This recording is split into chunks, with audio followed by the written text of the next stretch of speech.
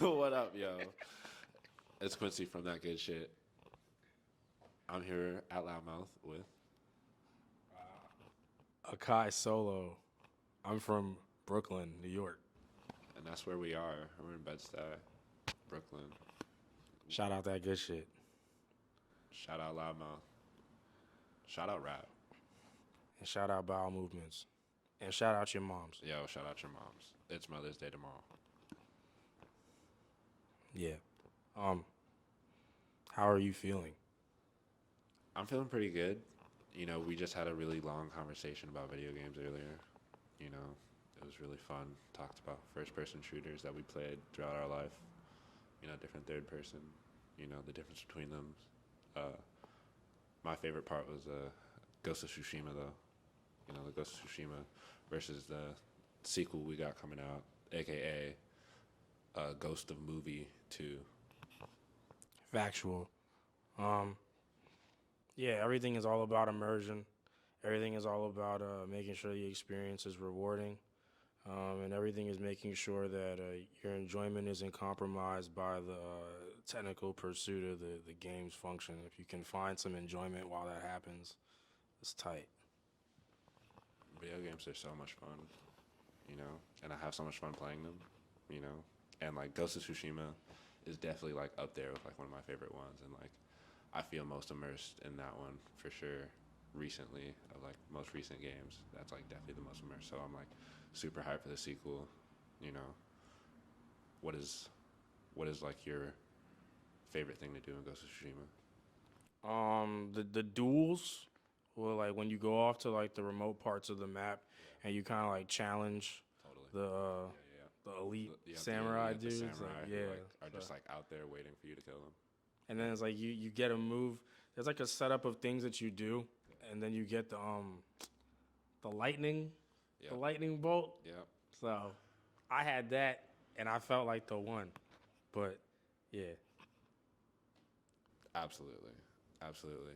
I gotta say, I love the haikus in that one as well. That was like one of my favorite parts where Oh, like the points. yeah, Yeah, you could yeah. just kind of like wander around the world, and then you like sat down and you just like kind of enjoy the scenery of the game and like write a haiku, and I thought that was like so real. And a lot of the things that you would put together, like they weren't trash. So it's just like it's cool when you like watch a game embark on creative ventures, like a microcosm of the thing within the thing, and it doesn't feel contrived or it doesn't feel like superficial. Like it felt like even if like you can't remove the incorporation of technology to some extent, but to see that the soul wasn't compromised and like at least the final product is always nice. Like as long as the soul is there, you can sit with it. So yeah. Totally, totally.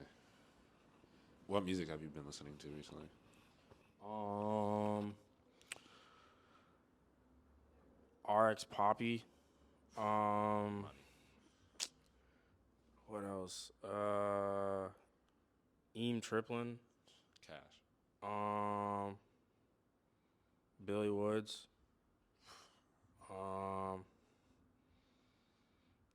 I listen to Doom all the time. Absolutely. So, yeah. And like Carti. I don't know why I almost forgot that. But yeah. And then like yeah. and like and like sprinkles of Bad Bunny that like randomly end up in like The my clubs and shit. yeah, it's like trippy. But yeah. What about you? Man, Billy Woods for sure. What's it called? Cinema Sci got the thing tonight here at Loudmouth. Yup. Shout out both. Shout out both Dylan Green, Cinema Sci, Billy Woods. Amazing collaboration. I'm super hyped. We're gonna watch a movie, talk about the album a little bit, and Go bump Gollywog. yeah, absolutely, it's a must. Also a must. Pinball 2. Come on. That's been on just like I don't think I played it when it came out, and I just like I listened to it all the way through, then I shuffled, and I like kept going, then I just shuffled it, and I I think that's been it. It's just been on shuffle since then. It's been like a week or 3 Fire. days. It felt like Shout out both again. again. Tony Seltzer, Mike, what up? Who else? I mean, since we there, Nyante.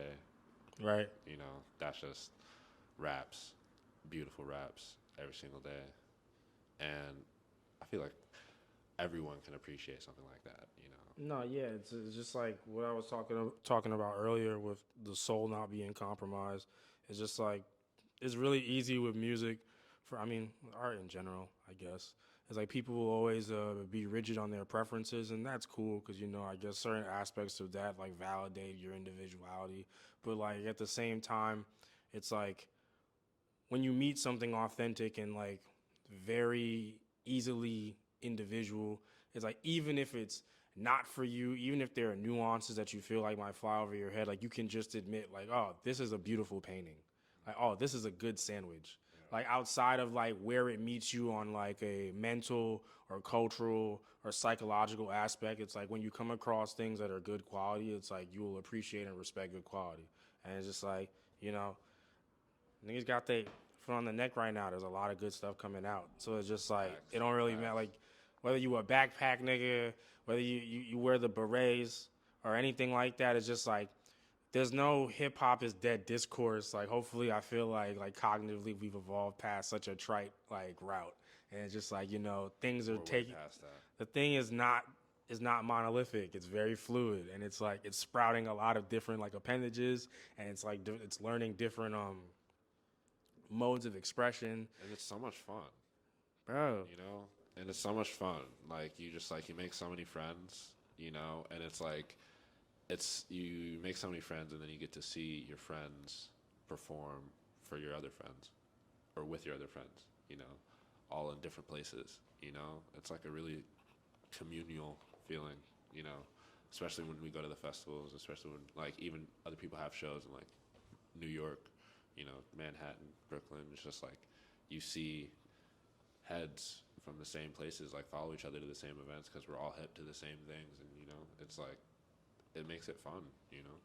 The acknowledgement of that synergy, I feel like, and just like that progression of like network of events, I feel like it's just like there's everything is kind of just like if the overall thing is life, it's like there are a number of different ways to like live and navigate through that life, and just like the art path that like we're all on, and like that creative like cascade is just like very rewarding because it's one that's less intrinsically isolated as like other things that could happen. Like you could be like a desk job dude, or like you work for like a good firm, and it's like there are like little things like that have aspects of community, like your holiday party and stuff like that. But as far as like the rank and file aspect, the adhering to like specific policy and things like that, there's a lot less room for error and for individuality, in my opinion.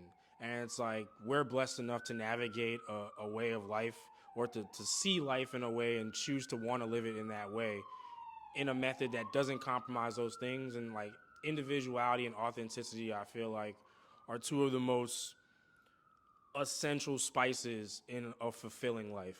So it's like for us to always brush against that, like through the work of our peers, the way in which it gets expressed, like putting on shows, like we're constantly brushing with that idea, and it's like the fruit is in the pudding. Oh yeah, so it's just like it's just cool to see that reward manifest itself over and over constantly, and it's like it keeps things fun, like you said. Yeah, absolutely. And life should be fun. Yeah, and like again, so it's like you said, the fruit is in the pudding. I like that because it's like, especially like digging into liner notes is like fun again, or it was never not fun, but it's like I feel like it's really fun right now. Like back home, like one of my homies who like also makes beats. I remember we were like digging around and like just like like random shit, just like listening to records in the shop, whatever. Bought a couple, and then I remember he showed me this like Instagram account because we found a record. He was like, "Oh, bro, nah, there's this producer. He already flipped this one, bro." It's like, bro, he can't even do it. I heard it. I was like, "What? Who? I haven't really like who? And then he showed me, and it was August Fanon, like flip. And I was like, yo, what? Right? This shit is crazy, right? The world is a dot. Yeah, right. And he had like 300 followers, and like just like was like posting like all these like beats. He's like, bro, look, like he posts all these beats like all the time. And I like started going back. I was like, oh my god, like these fire, like every single time, fire. And stumbling across people like that is also like rewarding. Like it's like a holy grail, for lack of a better term. And it's like you just stumble across all these people, on this rock, sequestered how they are, still putting in those 10,000 hours and like, adhering to this path that we're talking about. And it's just like, it's crazy to like come across people and just see, where they're at. It's always interesting to see like, how many badges you got so far. And it's just like, how that particular prowess is expressed or the lack thereof. There's always a discourse to be had regardless. And it's just cool to see how other people are expressing the thing. Like you watch the fucking movie and it's fucking American as fuck, and they're trying to show how global and embraced American culture is. So like they're gonna take you to like the corner of Brazil, and there's gonna be like this kid with big ass flip flops and a New York Yankee hat, and he's like, yeah, I love the Barclays or some dumb shit like that, just to convey the idea of like inclusivity. It's just like whether it be like art, like you could go halfway across the world, someone is still trying to do a kickflip. You feel me? So it's just like things like that. It's like whether it's a mic or like whether it's like content creation, like that creative spark, that idea of like you're in a spot. You're looking at something from a different angle, and like that starts a discourse in your head, and now you want to bring that discourse into the like physical and like expand upon that. Like it's interesting watching different people have that awakening or not. And it's just like, you're lit regardless. If you want to be the best baker ever, if you want to be like a fire custodian, that's still hard. The idea is finding fulfillment authentically. And it's just like with the road that we're on, it's just interesting watching how a nigga ended up with an NPC. Right. Or like just things like that. So, right. Yeah. Like the culture of it is still alive. It's just like, just like, again, like, especially in like beat makers and producers where it's just like, I'm really just like, I just want to make the hardest shit, regardless of how many people know that I make the hardest shit. I'm just going to like, just get this shit off. And I think that's like one of the coolest things about August is like, it's just like relentless, genuine, just like pure, just like love and just like alchemy, I don't know how else to explain it. And just dedication. Yeah. Like, bro works like insanely hard. Yeah. And it's just like, it's like you're saying, just for the sake of doing it. Like it almost feels like what pure altruism sounds like in like theory, like just as far as like being applied to a pursuit though, or like a vocation. And this is just a person that just like is so immersed in a task, and it's like it's not about like any gain from it, like they're fulfilled from it. And it's just like that thing can sustain the person, and that person sustains the thing, and it's kind of like a perfect harmony, and it just like happens. And like sometimes you discover it and you stumble across it and you're just like mind blown, like when you discover this stuff. And then some millions, hundreds of people are gonna like walk past him every day and like not know he does that shit. Right. And it's just like it's just crazy, like the duality of that experience and of that acknowledgement and awareness. Exactly. So yeah. So like that makes it more valuable when you stumble across it. Exactly. So what were your first thoughts like when you heard the Golden Kamuy beat, the Chaos beat, bro? What was the feeling? Were you guys together or no? Nah, he does this thing where he like I met him, we exchanged information, and he just makes beat. Like he's always making beats, bro. He puts them in a Google Drive folder. He puts everyone's email that like he's connected to that like might be interested. Like I feel like Vic Spencer is in there. Like it's just like anyone that raps that might have met him that gave him that email and expressed an interest in beats. Whenever he like churns them out, he like shares it and it's kind of like up for grabs. So like listen to him, hear one that you like, hit them up, try to cement that, and hope that someone didn't get to it before you did. And it's just like, I was just like locked in one day because he's a monster. Like, bro, first of all, he uploaded one of those folders like today. Like, he does it like every day, like or like every 2 days, bro. Like, it's just like if I check my email for something, like I'm gonna see August Fanon, like, and then he numbers it. It's so meticulous, bro. And it's just like a silent reminder that he's cooking you, bro. Because it'll just be like the samples, like they'll all be categorized by samples. So like if the sample is called The Land, bro will churn out. It'll be beat number 1100 through 1110. There'll be 10 beats per pack, and then they'll all be the sample. And it's like he'll just keep doing that. It'll be like 30 beats off of that sample, and then when he's done, you'll know because like the title will change. It'll be like Tower Cry, like all right, new sample, and then just like he just takes a sample, he takes a record, and he just fucking reduces that shit to like atoms, bro, and just gets everything that he sees valuable out of it, and it's nuts.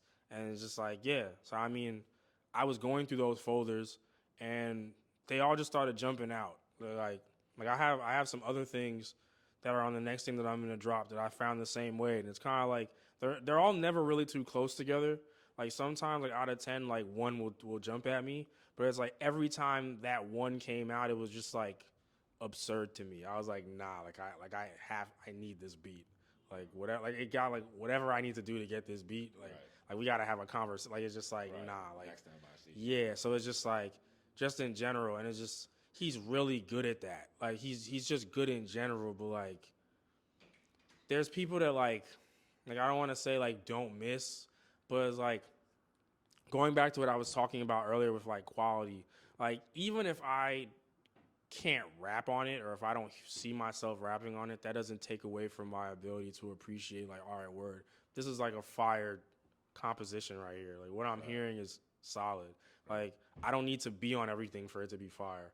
So it's just like even when I hear things that like I'm like, all right, like this one isn't for me. Like I'll just be sitting there listening to it because I'm just like, this is just like a crazy beat. Like and like those are just fire ways for me to like start my morning. So I'm just like, yo, like I always walk away from closing that folder like this guy is like not normal, bro. Like he's just like it's just insane work ethic. And yeah, Golden Kamuy did that. Like I heard that, I was like, what the fuck? And I was just like, nah. And then it's like I had never rapped on a beat that sounded like that up until that point. And like because I feel like I lack a lot of the typical musical and like hip hop context, I feel like that a lot of my peers have. The way I listen to music and the way things jump out at me are a lot more like raw and I guess maybe pure as a consequence of that. Because it's just like I always like yeah, I have ears, but like it like I listen for like what this does, and like once it like hits a certain place in like my spirit, I'm like, oh word. So it's like even if I don't know yet, like I already got the okay. Like all right, we got to get this, and like we got to figure this one out. Like this is the one, and it's just like it generally works out for me. Like picking things like that. Like I don't pick things that unless I feel like I need it. Like I have to do something with this. I have to express this thought over this, or like I have to see what thoughts come about sitting with this. And it's just like I always use that as a foundational thought. Like whatever will keep me tethered the most to like honesty, like I always kind of follow that. Like the deviations from that, like choosing to prioritize enjoyment or I guess the vibe will have me sometimes make something like Baby and Lucky, but like where I'm most comfortable, like I always, and it's not like Baby and Lucky isn't honest, but it's just like I'm a rapping ass nigga, so it's just like I just sit with the thing that's gonna take me to that place, like take me the furthest into that, like with the like get me immersed in that, and just like really like that tortured painter, like it's just like I look at like my verses, like how I don't know if you've ever seen like a snippet of like Jackson Pollock doing like a painting, and it's just this fucking like white nigga walking around just like zing zing zing, step back, look, zing, zing, and then it's like essentially at the end of that they're gonna step back from that and reveal this organized, like sporadic yet calculated chaos, and it's just like it's gonna leave different impressions on everyone in the room, but outside of the impressions left, that person has a connection to that and they knew what they were doing. So it's just like the goal is completion and execution, and not compromising integrity and self as a result. So I was just like look at it like that. Like I like not the channel being tortured, but just the concept of being so fixed on like the easel and just like being so immersed in like the strokes and just like how the particular color makes you feel on that as you're thinking about expressing an idea with it, and just like the nuances of that. And it's like that be my bag for real. And it's like, yeah, because it's like what you're saying and what you're feeling it in, like the context is just your life. And it's just like that's easy because as long as you stay grounded in like what your reality is, like it's just like I don't start rapping and rap from the perspective of like an experience that isn't mine. So it's like that's cemented already. Now it's just like how do I go about doing that? No, absolutely. And like learning how to rap in a way to like that is expressive but also like reflecting who you are is like the like hardest part, but also like the defining part of like what it is to be a rapper and like be a storyteller, Bingo. being a wordsmith. And so it's like that's like the name of the game. Like that's how you sharpen your blade. And I feel like nobody is like perfect like that. It's only like you gotta get like you can always get better at it. It's like an endless game, but it's also endlessly satisfying. So like we said earlier, rap is so much fun, and it's like so much healing, and you learn so much about yourself. And it's like, and just like again, just for at the end of the day, like it's music, and you can just like listen to it and just like share that experience. Is like I don't know, it's like a whole different level, to just like listen to rather than just like listening to just like I don't know, even like just like a jazz record, just like it's a little bit different than that. I feel like it's a little bit more modern, Dynamic. maybe, yeah, right. Exactly. It's has a little bit more depth to it. Um, and like it's interesting that you talk about that. It's just like you like rap from a perspective that is like truly you, and like learning how to sharpen that blade. Because like when I listen to Dream Drop Dragon, it feels like surrealistic and like well obviously like dreamlike, but like like it feels like surrealistic dreamlike, in that way where it's like kind of figuring stuff out, but then also like I don't even know what I'm figuring out because I don't even know what is around me. And so like talk to me more about like the perspective change between Only the Strong Remain and Dream Drop Dragon. For Only the Strong Remain, it's more revolving around the point of the pursuit, kind of like what's necessary to weather those conditions and to weather that ordeal. Like if the pursuit is peak performance with a vocation, or so it's like you want to just make the hardest shit, you want to like be the nicest rapper, you want to like make the sharpest videos, take the like best pictures, like in order to lock in and like reach that 0.1 percentile, like there's a certain number of like decisions that you'll have to make, changes that you'll have to adhere to, and like there's a level of openness that you have to like keep and reserve, because it's like if you like all of the greats don't compromise adaptability. It's just like so like if we do a case study on people that achieve like mastery at a thing or like do a thing like proficiently, like there are common denominators. Even if we look taking the microcosm of like hip hop like greats or whatever, like I can find similarities between Biggie, Nas, Jay-Z, Pac, Kendrick, whatever, and just like things like that. So it's like the tools for success, and it's but also using that very loosely, because you want to also reserve space for the understanding that everyone's like pursuit is custom to themselves, and you have to reserve space for like an uncanny like fourth option that's like bespoke to you that won't happen to any of the other like people that we're talking about. So it's just like just maintaining an awareness that like whether you stick to that, you find out what's necessary, and like you have the metal for it or not. This is what awaits you. Like that realm of like high level output, and it's just like it's not for the weak. So it's like oh you're not gonna see people a lot. You gotta stay up late. Sometimes you're gonna have to eat things you don't want to eat, but you're gonna blah blah blah blah blah whatever. But like the idea is like distilled down to its very important tenets is that you're gonna have to like if you want to get, you're gonna have to give. So it's like how much are you willing to give? Right. And just like here's what the people that give the most are like comprised of. Like here's what they did, here's what it took them, here's what it cost, and here's what's the outcome. And just like the project was revolving around like me acknowledging that like I chose to be on that road. It's just like it's just like to engage in a thing, and it's like where do you want to land in it? You just want to get by. Do you want to be competent? Competent for who? Yourself, others, like I'm trying to be the illest.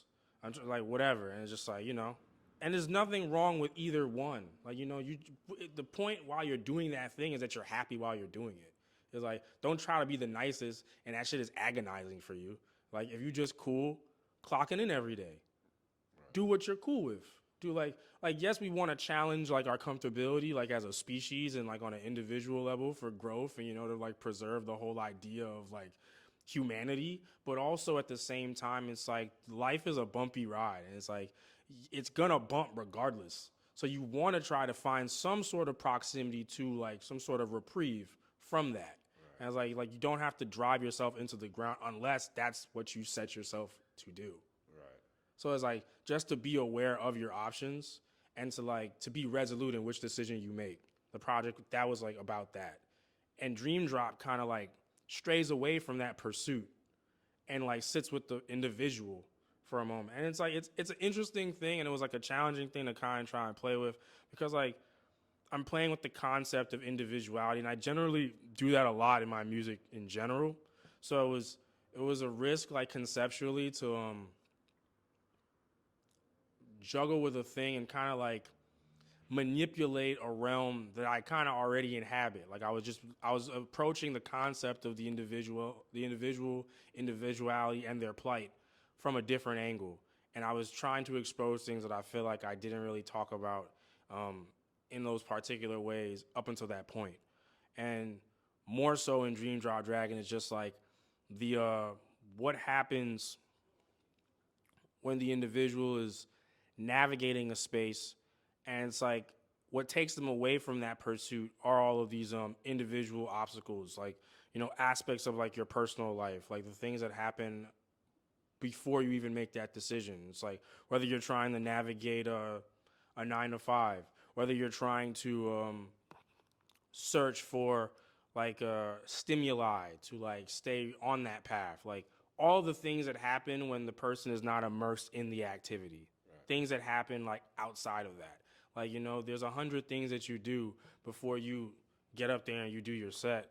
You like took a shit, you might have had a conversation. Right. That conversation might have had an impact on you, like for better or for worse. And it's like that might set you on like a snowball effect of decisions and like a butterfly effect of like options or possibilities and outcomes for that day. And each one of those outcomes has weights and value. And it's just like based on the decisions you make, that's the you that comes out on Monday or Tuesday or Wednesday. And it's like Dream Drop Dragon was about acknowledging the individual and the buildup of exposure and the consequences of those decisions after a certain period of time. I was still the individual, but it was just like word, like enough about like what I'm looking towards, and it's like this is more about like what I look through and like the impact that like what I saw had on me up until that point, and like the nuances of those things. So it's like conversations that I had, like relationships that I tried to preserve and failed to, and like things like that. And just like what I got after ruminating on those things and like the thing like that, and just like yeah. So it was less about like if Only the Strong Remain is about being fixed and like on the path, like Dream Drop Dragon is like a deconstruction of like stopping and like walking in a different direction for a second, or just like stopping real quick and just like pondering. So it's like only the strong remains could take place in the physical, like in a place where there's like very natural and tangible movement. And Dream Drop Dragon could literally be like, I stopped and took a nap real quick, or like I just like rolled up and sat under a tree, and like like I got immersed in the minimalism and the mundanity of just like sitting on the side, and like I was just like thinking about what had got me to this point in the road at this moment, and how I felt about that, and just like Yeah. No, I mean that's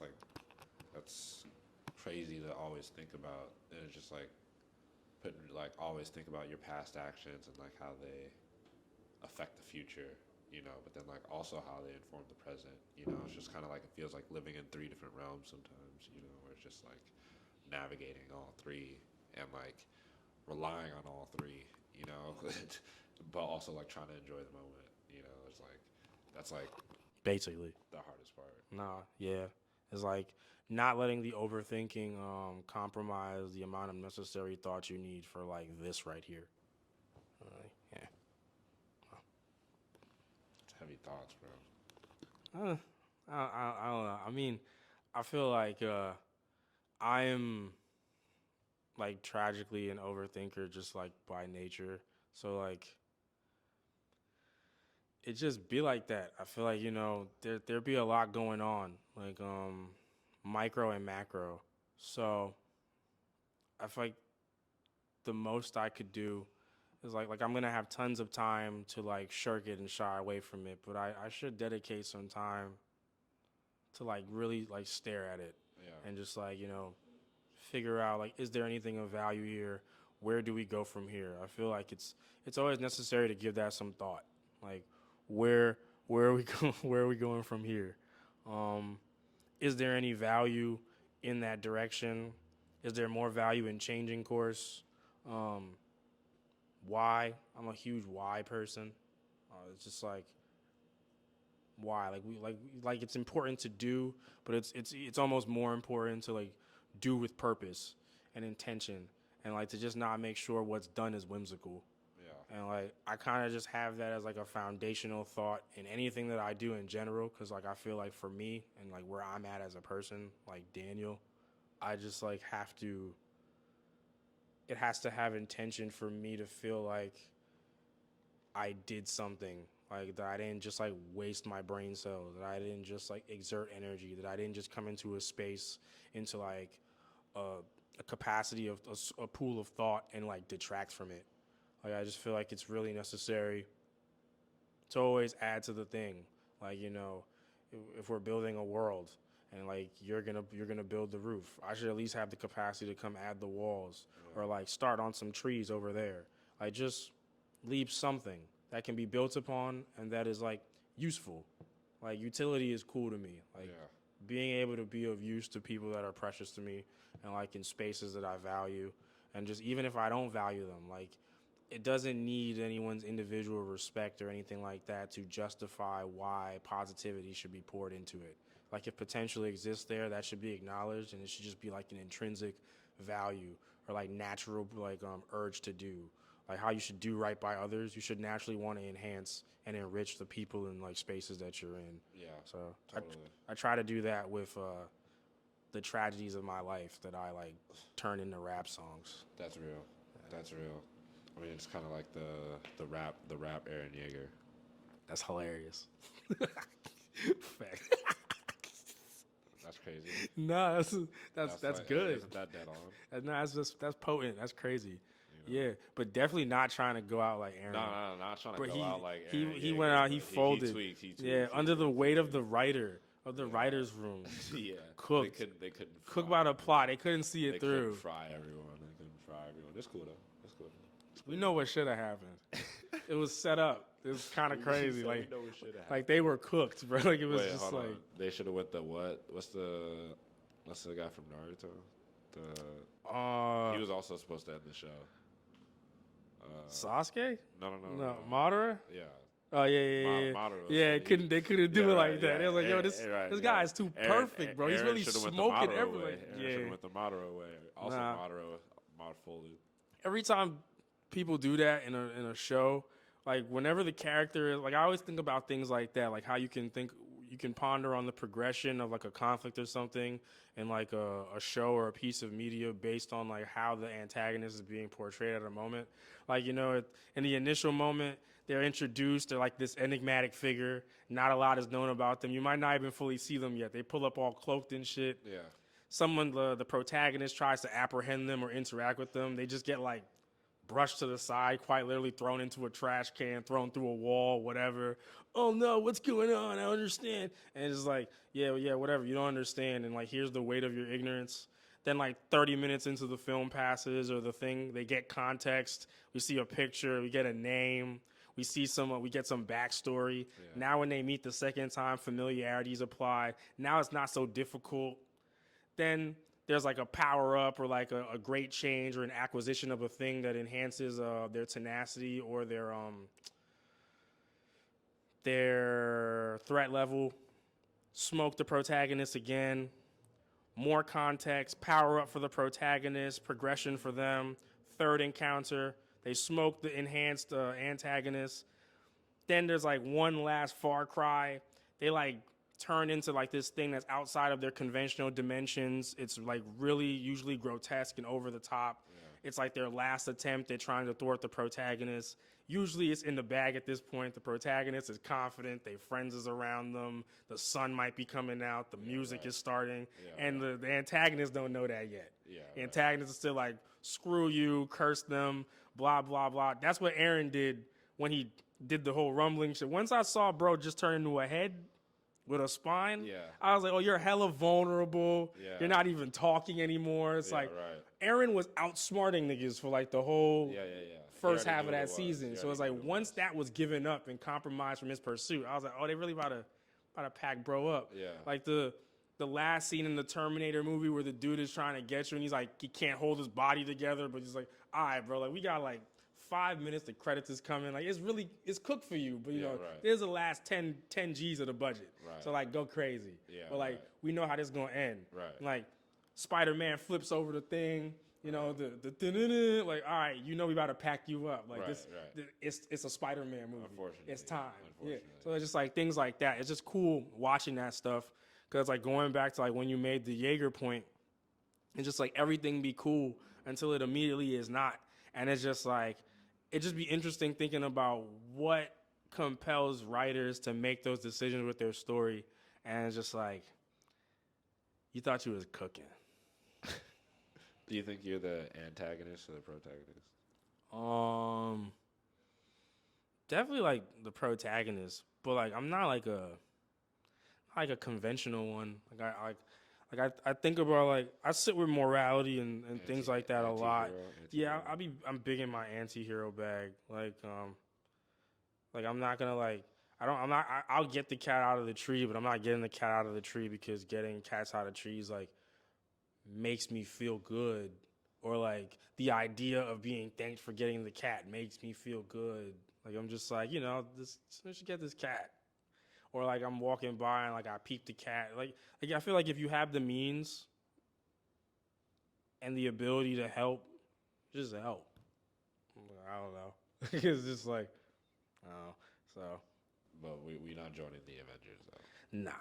Fuck that shit. Nah, no, not even like that. Like and also like it should be done when it can be done, but like have some pride in doing it on your own terms. Like like.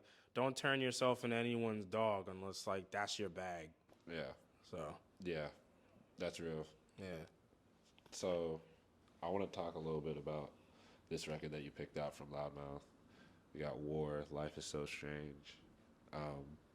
I asked you, like, before the interview to start to, like, just, like, wander around the shop and, like, pick something to put on the stand that stood out to you. And I want to know, AKAI picks, solo picks with AKAI Solo.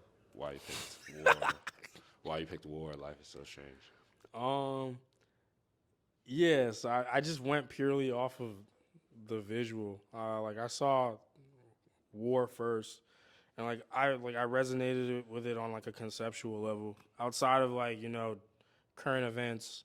Um, Free Palestine, free Sudan, free the Congo. Yeah. 2 times. It just like beamed in my head. Then it's just like as I moved, like I started here, and like I'm like anytime I see anything acknowledging the peculiar nature of life and the way that we navigate it, like we've been talking about, that always tickles me. So it's like I started here. I was like, oh, this is written in a hilariously cool, clever way, and then I was like, that's neat. I resonate with the word. Then I got here. I was like, I resonate with that, and as the resonance like increased, I built in and took in more of it. Then it got all trippy, and I was like, all right, we going crazy.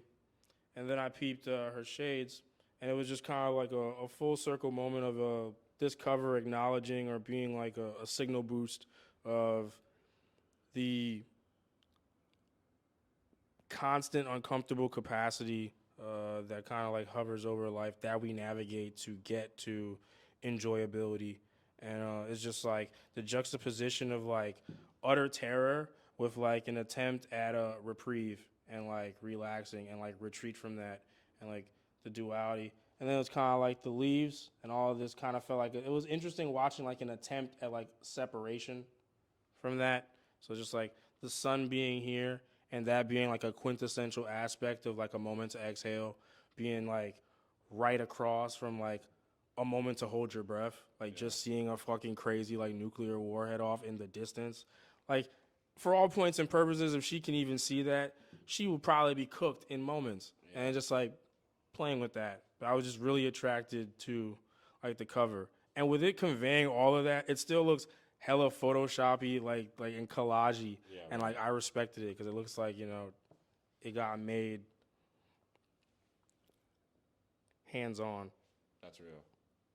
But yeah, I fucked with the colors too. Like red's one of my favorite colors. Nice. So it's just like, yeah, it popped. It popped, and then it had something to say when it caught me. At Shinlone Red. At Shinlone Red. Everything has a purpose, man. Facts. What's it called? How do you go about like choosing your album covers, and like what was the process like choosing that album cover, your upcoming album cover? Next. Typically, like I'll start off with like the idea or like a thing that represents the idea. Like verticality, singularity was about the like verticality is the act of moving upward, and singularity is from a point. So it's like starting from a point and moving upward, and like all of the data and all of the experiences that happen in between that, and like what's vital from that. And I was thinking about something that represented that sort of thing, like that ascension, and I thought of a bird. Yeah. So like I stick with that, and like I'm not an artist of like any real like capacity. Like I'm not good at drawing, but I always have this phase with every project where I try to draw it, and I always start, and it's always pathetic.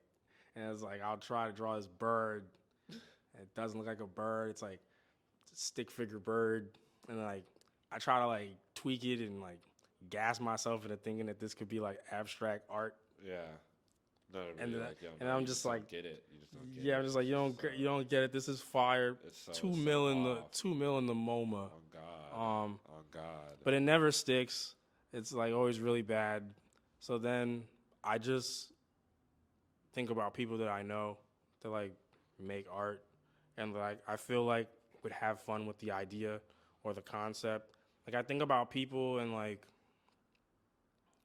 their styles, and like I always think about how the idea would look run through the filter of their style. Yeah. And like, is there something there?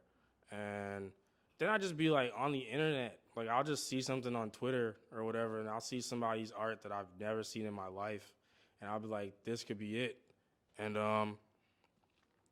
I'll just like go through the labor. I'll try to get in contact with them, start a conversation, and just like make something happen.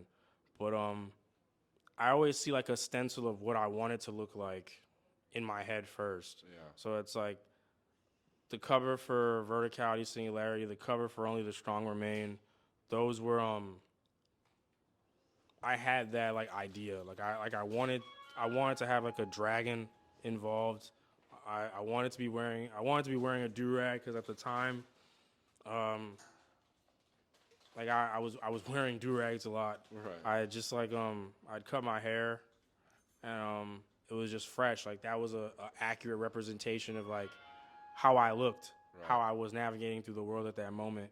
And yeah, the infinity sign over my head, just like going like just constantly incorporating concepts that are like sincere to me and important to me. So just like all of the things. So it's like the concepts and the things incorporated are always hovering in my head. But like I always have to find someone that has the competency or the proficiency to like take it out of my head and like bring it to life. Yeah. So it just generally like I'll approach an artist. I'll just ask if they're like interested. I'll give them the stencil of the idea, and then I always give them the project or like wherever I'm at with it. And like I always just like suggest or ask if like you bump it, I'm not gonna and you draw what that makes you feel like. Like Facts. I'll give them like a wolf. And it's just like you could draw that wolf however you want, however you think a wolf looks when you listen to this, and then we can start from there. Right. And just like because whenever I work with an artist, like I don't really like telling people what to do or like how to draw. Right. So I want it to be an authentic collaboration. So like it's always more interesting and rewarding for me to just see what comes as a result of someone interacting with like my art, Right. and just like that raw. If a wolf to you after listening to track 3 was just a giant colored in circle with like ears on it, I would be interested in seeing like word. And it's like if you freak that enough and that's fire, then like that like it's just like we start there. Right. So like I just leave the stencil and like the bullet points, and you can interpret those bullet points like however you see fit. Nice. And like yeah, and that's been working for me so far because it's just like you gotta have a certain level of like trust and respect for like the skill level of the people that you're working with. Yeah. And like we got a lot of talented people out here. So so it's really easy for me to, and it's cool to like leave it with them and then check back in a couple weeks and then like watch the thing like form, and it's fire. So yeah. Facts. I want to leave you with this last question. Just like a little fun thing that we like to ask. Who is your favorite One Piece character, and what would their favorite AKAI Solo song be? Well, my favorite character is Luffy, but I don't know. Maybe his song would be. It would be Solo Leveling. Word. I feel like Luffy would fuck with the vibrant nature of the beat. I feel like he would resonate with the things that I'm saying, as far as like adhering to like that pursuit, like aspects of that resilience and like the name of mastery. It's like it's always cool to go with people, but it's like if the point is to go and to get there, it's like we'll go it alone if we have to. Facts. And yeah, I feel like a lot of my nuances would definitely be lost on Luffy, but as far as like the technical approach and all of that stuff, but I feel like he would appreciate the tidbits and the nuggets of like the philosophical aspect, and he'd fuck with the flow. So yeah. Facts. Yeah. That's super fire. No. Thank you. AKAI Solo. That good shit. Quincy. That good shit. Grip. See ya.